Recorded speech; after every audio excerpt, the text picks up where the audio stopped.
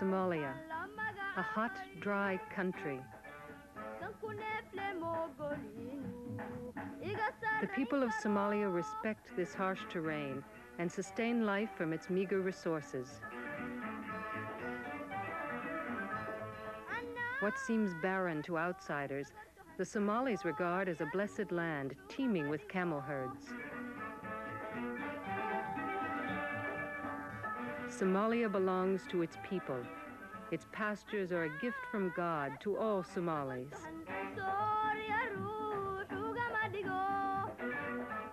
Somalia straddles the Red Sea and Indian Ocean in the northeast corner of Africa. This is the Horn of Africa, the biblical land of frankincense and myrrh at the crossroads of Africa and the Middle East. There are 4 million Somalis and 6 million camels in Somalia. Over half of these people are nomads, the rest farmers and city dwellers.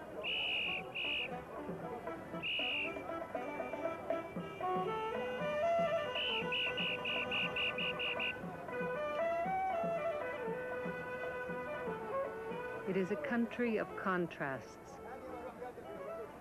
Until 1972, the Somali language was unwritten. But words have always been at the heart of the culture. In a land where breath comes hard and no fresh breezes blow, when daylight comes and the dust rises, the distant roar belongs to the hungry lion, and the battle belongs to the valiant. But the scorching flame of heat, it belongs to the parching wind. Somalia is a nation of poets. They use the rhythms of nature and the colors of the land to relate the history of a country often racked by outside forces. In the late 19th century, when European powers partitioned most of Africa, they recognized the Horn of Africa for its strategic importance. So these outsiders staked claims to it, leaving these monuments as stone symbols of a colonial past.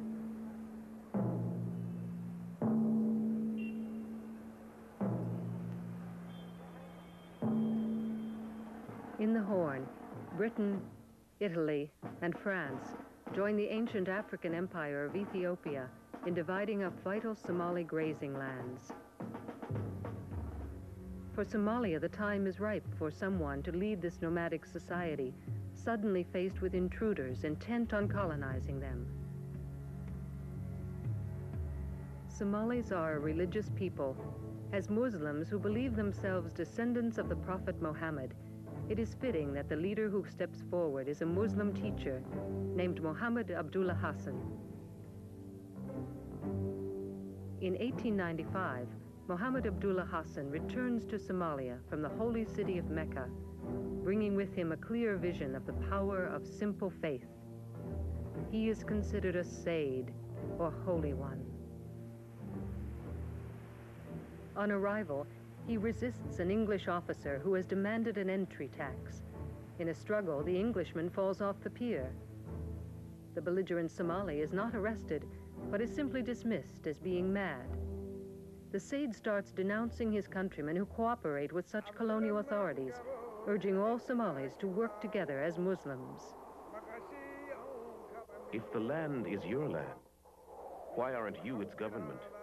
If Islam is your religion, why do you submit to infidel overlords? His message inspires many to join him. They become the dervishes, a movement of devout Muslims dedicating their lives to the service of God and community. Their units repel Ethiopian soldiers who have plundered Somali villages. In 1899, the British receive a defiant letter from the Sayyid, challenging their very presence. Now choose for yourselves. If you want war, we accept it.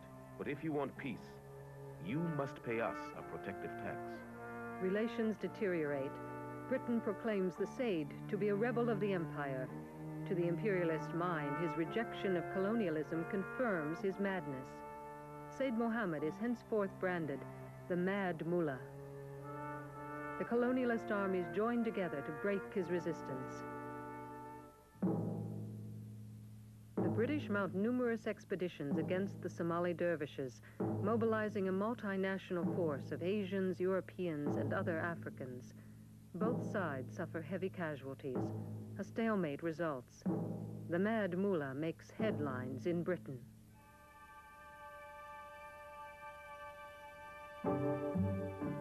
The Said addresses an open letter to the English people. I wish to rule my own country and protect my own religion. We have both suffered in battle. I have no forts, no houses, no cultivated fields, no silver or gold for you to take. All you can get from me is war, nothing else. If you wish peace, go away from my country to your own. Said Mohammed's dervish army continues to grow and soon numbers 10,000 men and women, all trained to ride and to shoot. The war-weary Italians and British negotiate a ceasefire with the Said, allowing his dervishes a territory in the interior. They regroup and create councils to advise their guerrilla army and its civilian supporters. In 1910, Britain reluctantly withdraws her forces to the northern coast. Before leaving, arms are distributed to so-called friendly clans, thereby reigniting old rivalries. The British quickly realize their withdrawal was a mistake. They create a camel corps to patrol coastal areas. In 1913, its commander, Captain Richard Corfield, disobeys orders and leads an attack against the dervishes. Corfield is killed, his forces annihilated. Said Mohammed commemorated the dervish victory with a poem. You have died, Corfield, and are no longer in this world. A merciless journey was your portion. In that other world, tell your companions how God tried you, and say how the dervishes were like thunderbolts of a storm, rumbling and roaring. The dervishes abandon their guerrilla tactics, building a network of fortresses to establish the territory of their state. This political strategy makes them immobile. Military roles are reversed. The dervish structures become fixed targets. After World War I, the British vow to crush the Said's movement quickly and economically. In 1920, a major expedition combining air, ground, and naval forces is dispatched to Africa with the Air Force in command. For the first time in history, air power will determine military strategy. Air Vice Marshal John Gray remembers. In previous encounters with the British, he'd always had the advantage of extreme mobility. He could move about that country so easily and quickly. The airplane reversed that, and we had the initiative, which was quite a new thing. The target is the dervish headquarters at Taleh. We'd got the Mad Mullah bottled up in this fort and bombed it. I think we did probably a fair amount of damage. The Said curses the planes. Vultures hovering over my head, eager to dip their filthy beaks into my body. Anyway, the Mad Mullah was not so easily caught. He waited for a few days. He watched what was going on around him. He noticed that the Camel Corps watered their camels early every morning, and their horses. And whilst they were busily engaged in doing this one morning, he and about 30 of his head men on ponies escaped out to the other side of the fort and made a dash for it. So that was the end, really the end of the little war. Though the dervish troops had been dispersed and the forts were left in ruins, that so-called Little War had laid the foundation for the modern Somali state and established Said Mohammed as its father. Said Mohammed articulated Somali beliefs with a poetic power that inspired his people. Today, at the National Theatre, dervish history is reenacted. oga kaliilede alli haradan noo buuxin jiray kuma harasi. For Somalis, poetry is a public art, the expression of their culture, valued above all else.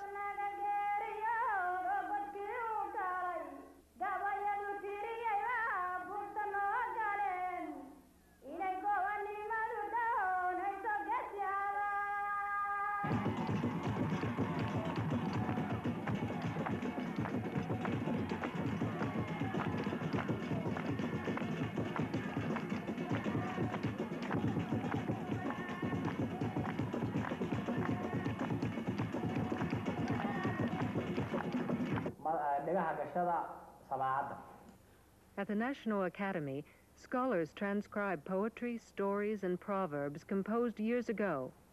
This project is especially important since Somalia adopted the Latin alphabet for its language just in 1972. Poems which for generations were known only by heart can now be preserved in the written Somali script. That language is also used for public administration, law, and especially education, where great changes have occurred in recent years.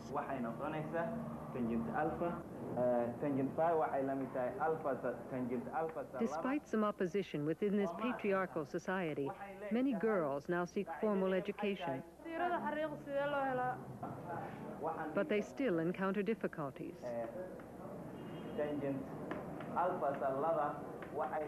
Dahabo Farah is a dean at the Somali National University.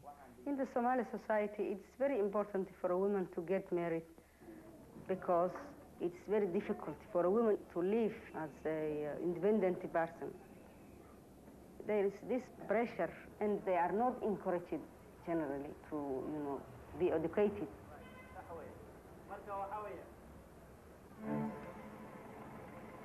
Adequate medical care is a problem for all Somalis, men and women alike.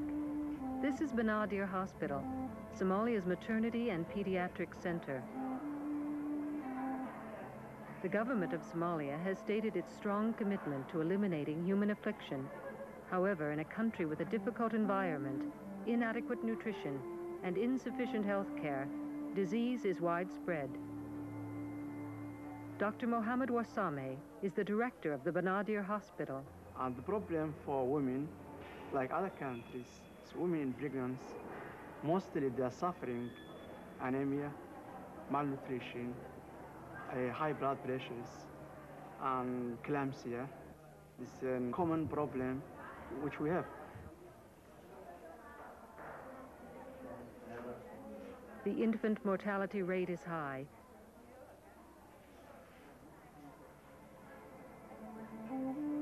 Even though much progress has been made with the help of the doctors of many nationalities who work here, and the extent of medical care now reaches beyond city limits, Somalia still faces enormous medical problems.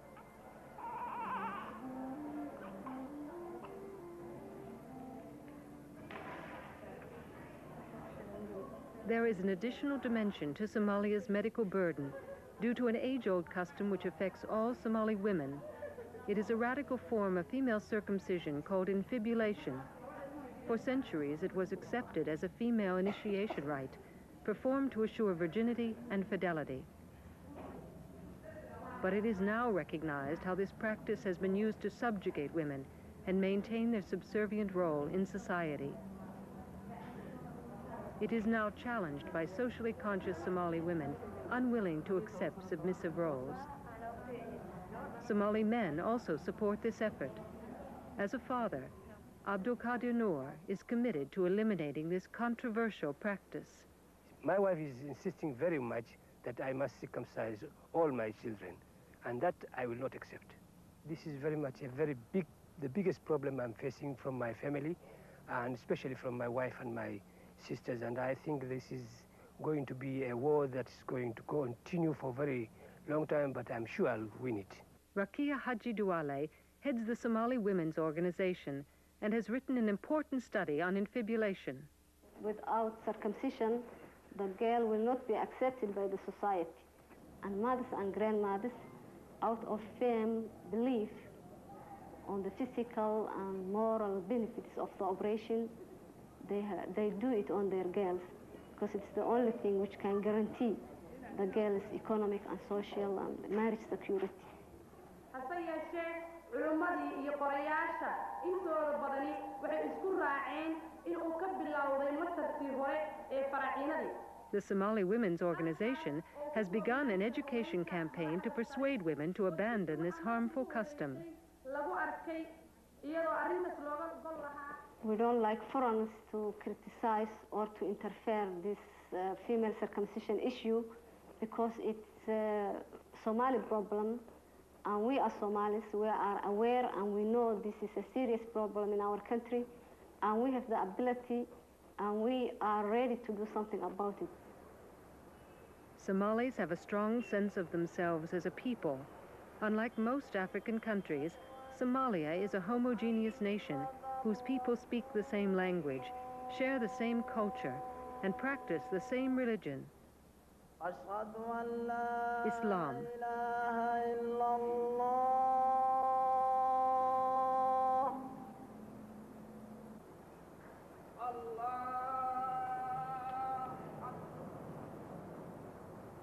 غير المغضوب عليهم ولا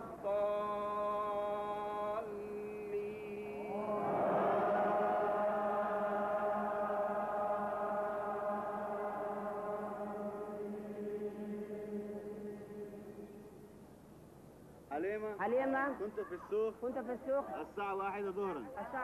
As Muslims, Somalis say their prayers in Arabic and have used it for centuries when trading with the Middle East. إلى السوق يا حليمة. يا حليمة. Given their country's membership in the Arab League, Somalis are today also encouraged to learn modern written Arabic. habartii way dhimatay markay dhimatay markaaseetu waxaa imaaday gabadhii dheer dhashay markaasay waxay dhahday hooyaday. National service is part of the responsibility that every Somali has.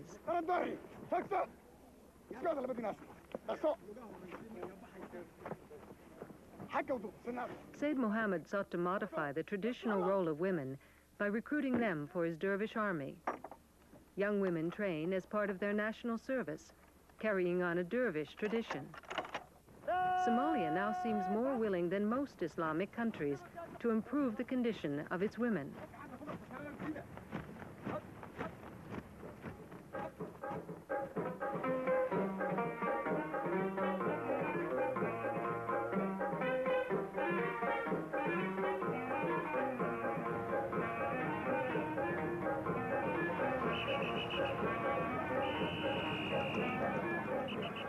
The Somali capital is Mogadishu, seat of the government led by military men who took power in 1969. Somalia is an underdeveloped country, struggling to shake off the legacy of colonialism.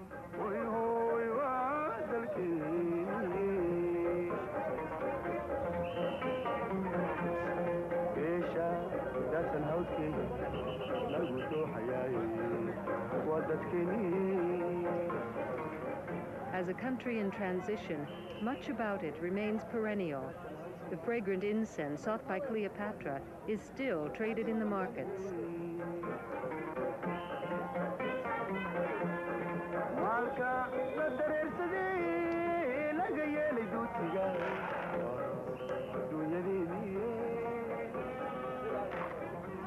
Nomadic people travel lightly because people on the move have little use for bulky goods. They must carry only what is essential. In a society built on a nomadic culture, the spoken word, the lightest of baggage, has the strongest tradition. Radio Mogadishu broadcasts news, politics, and social commentary. Its airwaves regularly carry Somali poetry.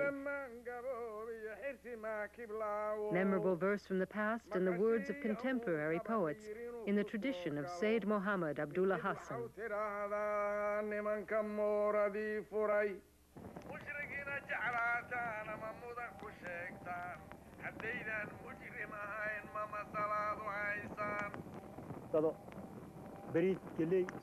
All oral traditions, but especially poetry, are of paramount importance to Somalis. Successful public speaking determines a Somali's ability to explain community issues, to debate politics, to settle disputes, and to mold opinions.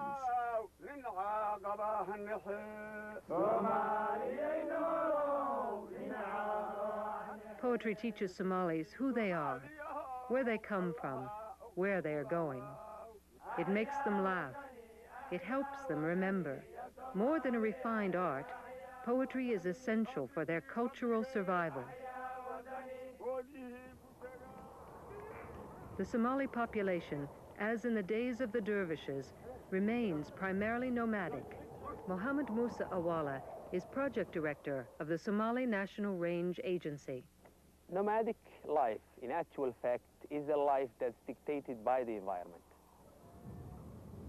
It's very harsh, and it's actually harsher than many people expect, much more harsher than many people think.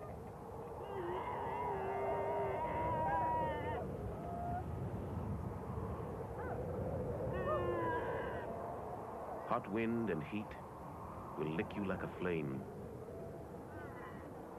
Charred plants, stumps of burned trees, and columns of dust will greet you. But God, who fills our water ponds, will not make you thirst.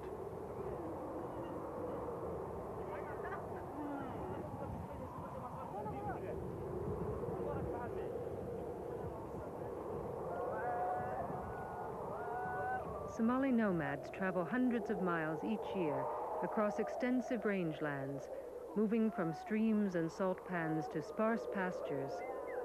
Some vital grazing areas remain, however, within the boundaries of Ethiopia, causing border conflicts and tense relations.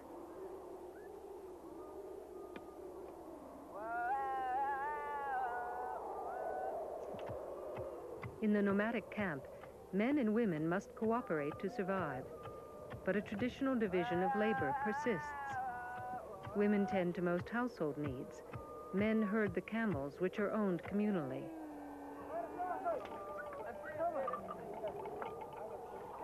For Somalis, the camel is wealth, the carrier of goods, the provider of life.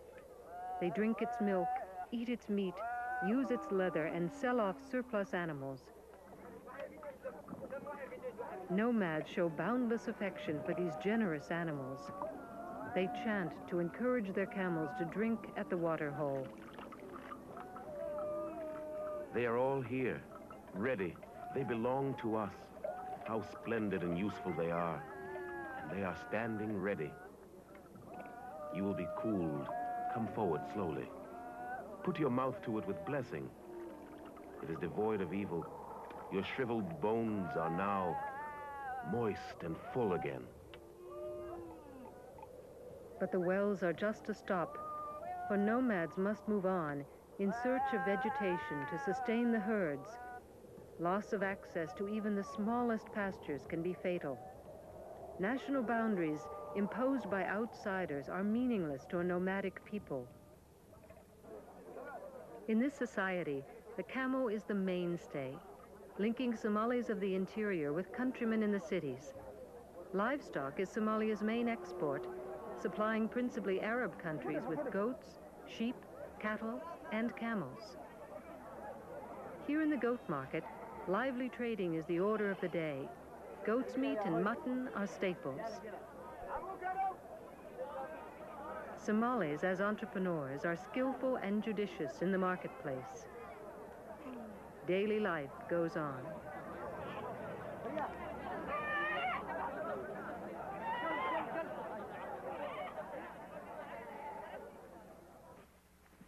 Somalia, by reason of its location, has been coveted by foreigners. Today, still at war with neighboring Ethiopia over Somali grazing lands, it struggles to resettle 500,000 refugees displaced by the fighting. Somalia suffers from drought cycles and an unstable environment. Life depends on scarce water. Its millions of camels, goats, and sheep exhaust the land. With the oil-rich Middle East nearby, the Horn of Africa, once partitioned by colonialists, is today an object of political and military maneuvering by superpowers. And yet, these hardy, fiercely independent survivors are beholden to no one. The legacy of Sayyid Muhammad lives on in his people, reminding the world never to take them for granted. For as it was said of the dervishes, no one ever broke their spirit. Now you depart through places steeped in heat, but in that scorching heat that parches the throat and sears the flesh, may God in his compassion let you find that great bowed tree that will protect and shade you.